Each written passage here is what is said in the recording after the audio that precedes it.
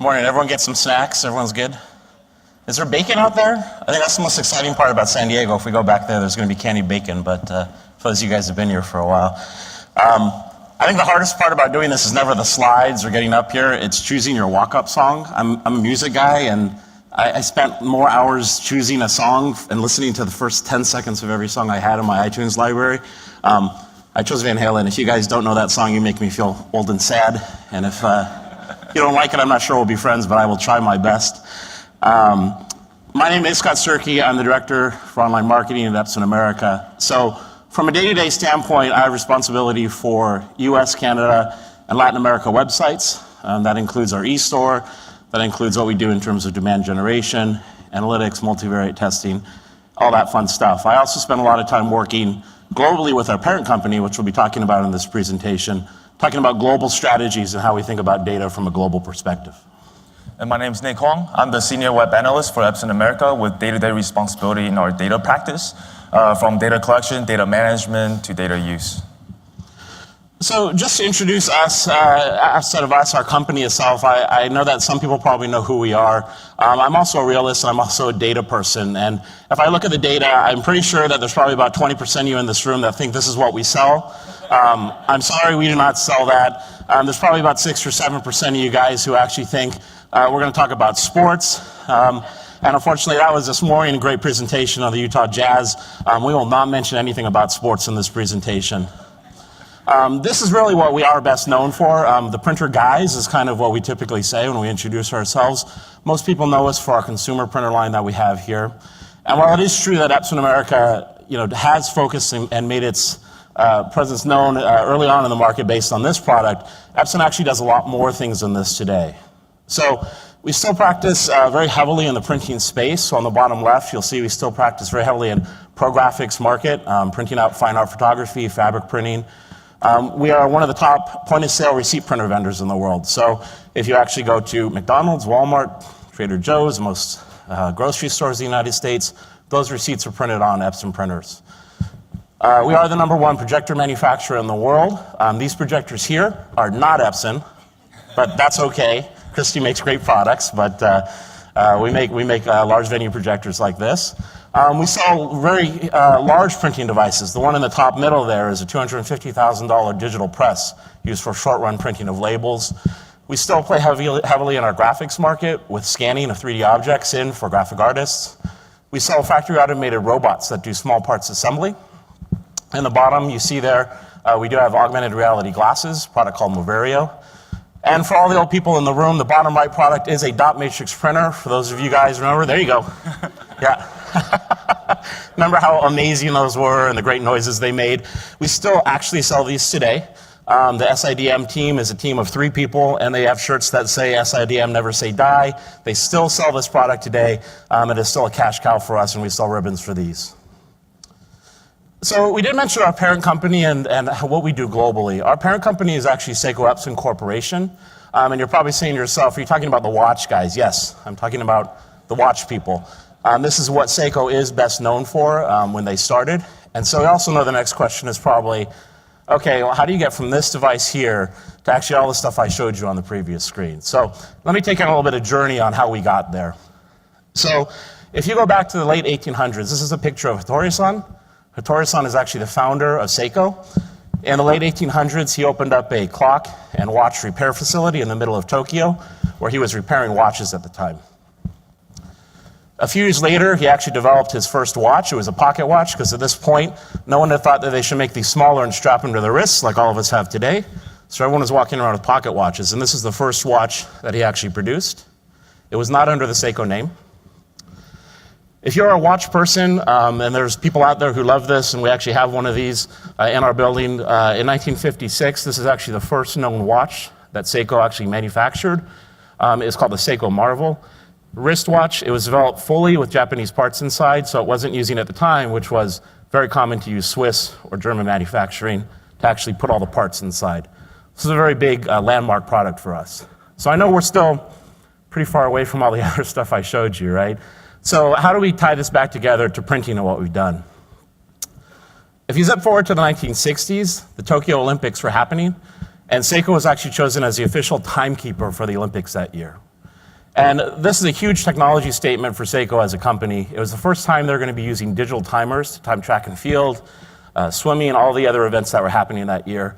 And they had a problem. They had developed all these digital timers, but they basically had to print out a hard copy to give to the Olympic Committee when they showed the results. So they put their heads together and they said, what can we do? We have these great clocks, we have these great watches. We're going to develop this. This is actually the very first printer that was ever developed by Epson. EP stood for electronic printer, and 101 was because it was the first generation of that. So these printers actually sat along all those timing devices, printed out. It's basically a baby dot matrix printer. Hit a pin onto a ribbon, hit that onto paper, and they printed out the results and then shared that. So after the Olympics were over, Seiko looked at this technology and said, hey, this is pretty cool. There's a lot of stuff going on with this. We've spent a lot of time developing this. What else can we do with this? And they basically decided we can actually spin this up into its own company. We can start selling consumer products into business to actually allow printing, which was cutting edge back then to be doing, for the consumer to do in their home or in their business. So in 1975, they did invent the Epson brand. And the story behind the name that you can tell all your friends, it was actually derived from son of EP, or electronic printer. They took it and flipped it around, and that's literally how they came up with the name Epson. So now you have useless knowledge you can tell your friends when you go into Best Buy or Staples of how we got our name. So today, Epson is actually a much larger corporation. This is actually our presence globally. We have presence all throughout the entire globe. We are located, Nick and I, down in Long Beach, California, just south of here. Our main parent company still is in Japan, large presence throughout Europe, Australia offices through the SEA regions, and have a large global reach today with all of our products.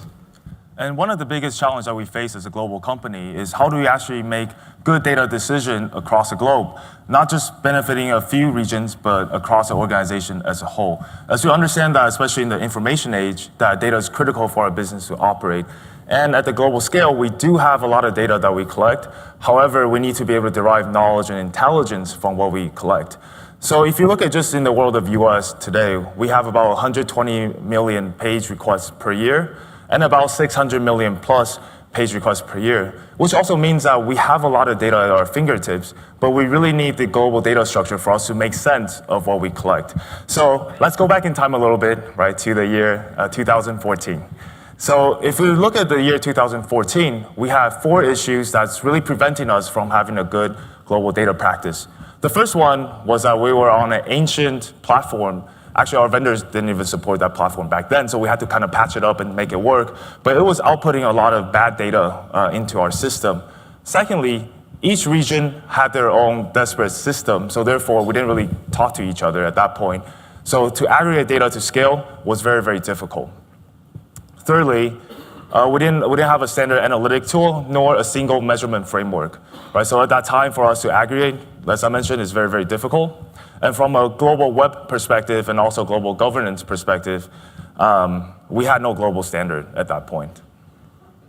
And if we isolate it, zoom in, look at just from the world that we manage at Epson America, we have direct responsibility for US and Canada. At the very bottom layer, as you see, for our tag management at that time, was mostly hard-coded tags, right? We have hard-coded tags about 80% of our pages, which generated a lot of messy data that led to poor marketing decisions that were made at the time. And at the top, from a channel activation standpoint, most of our segments were built in silos within their own marketing channel.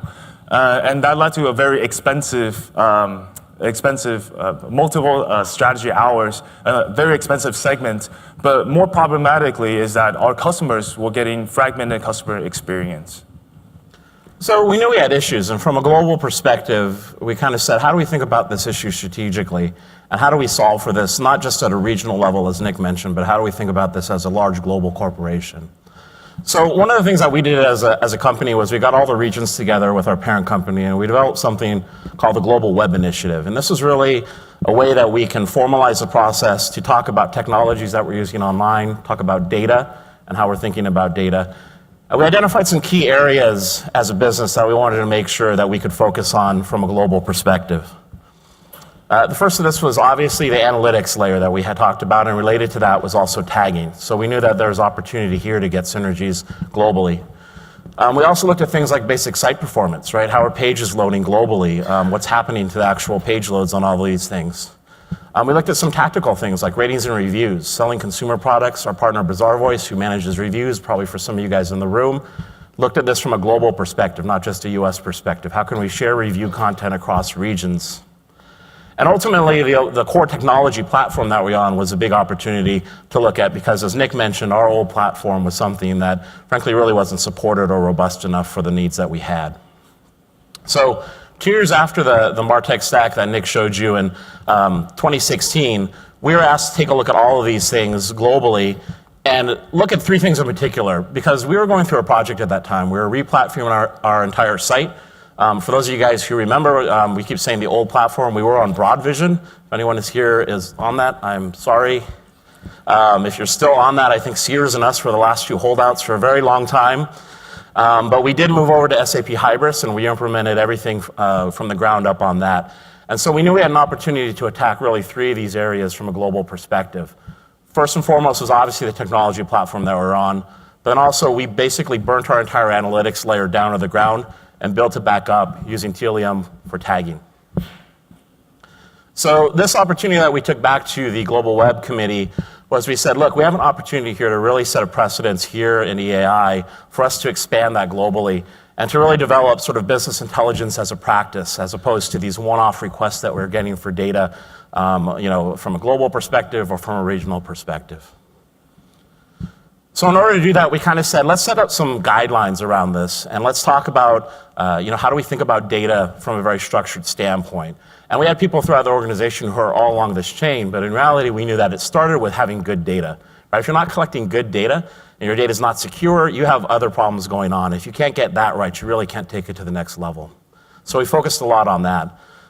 We then tried to ladder that up to turning that into some level of information, right? How can we actually do some analysis on that? How can we digest that? Give that information some shape, some form, so we can start making some decisions about what that data is and if it's good or bad. And ultimately taking that and layering that all the way up to knowledge, which Nick talked about in the beginning, which we really lacked, was how do we take all this data and actually make sense of it to actually make good business decisions?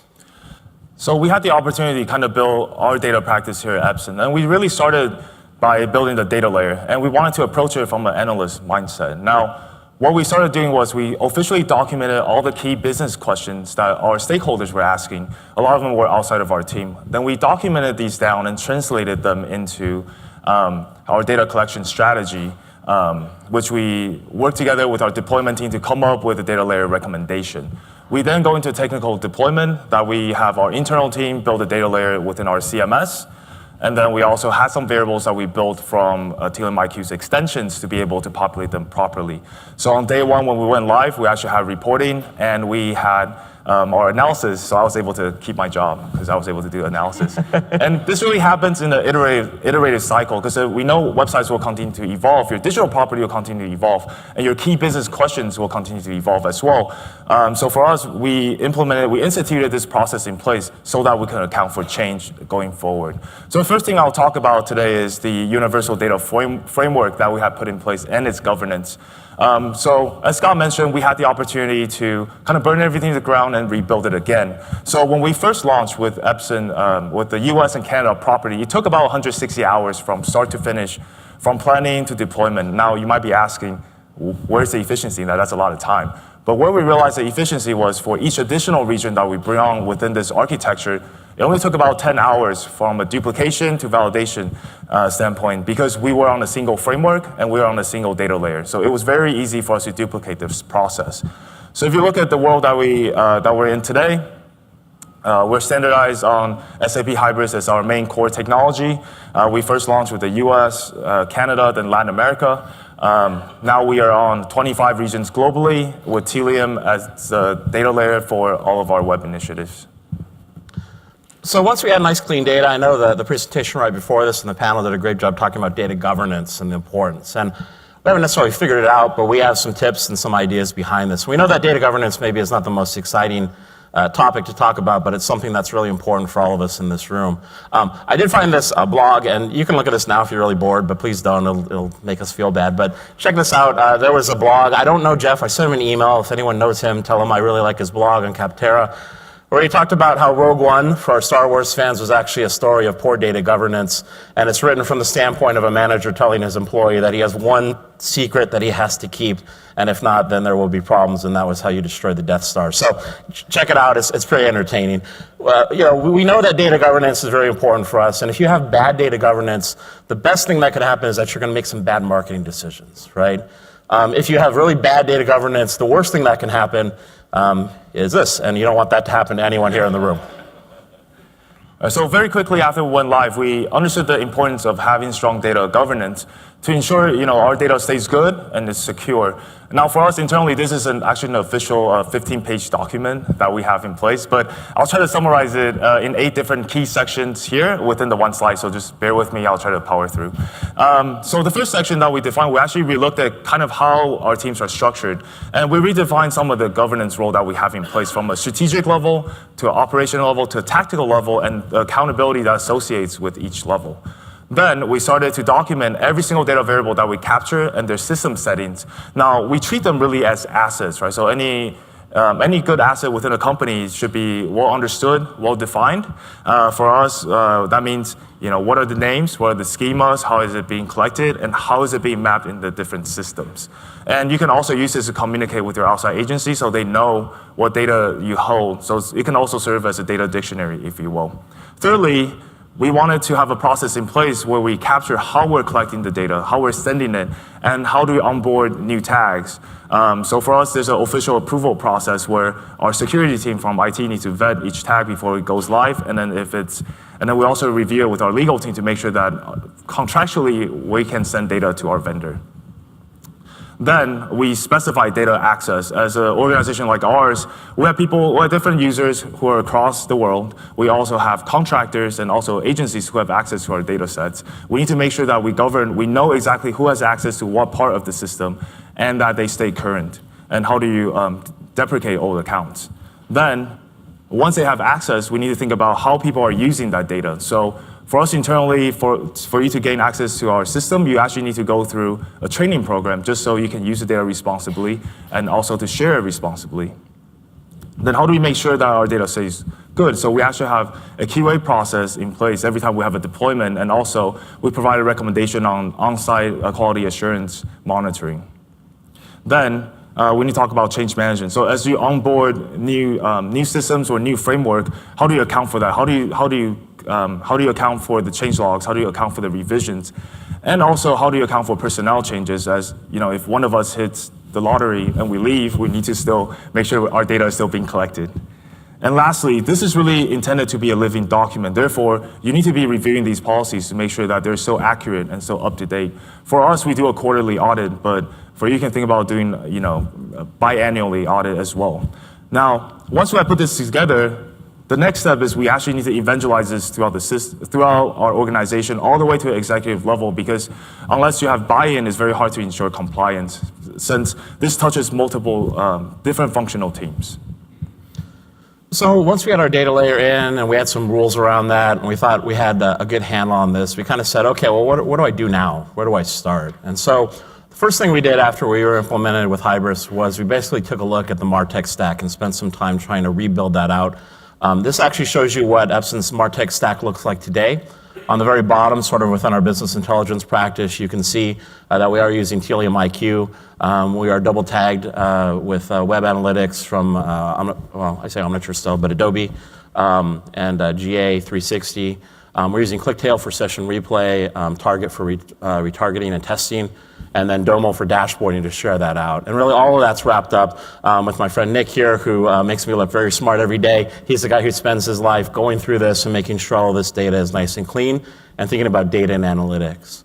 The other change that we looked at was at the top of the funnel. And we said, you know what, one of the things that we were lacking was the ability to create segments, and looking at a customer data platform that allowed us to build segments, right? From the presentation this morning, talking about what you can do with those and controlling those segments is super powerful.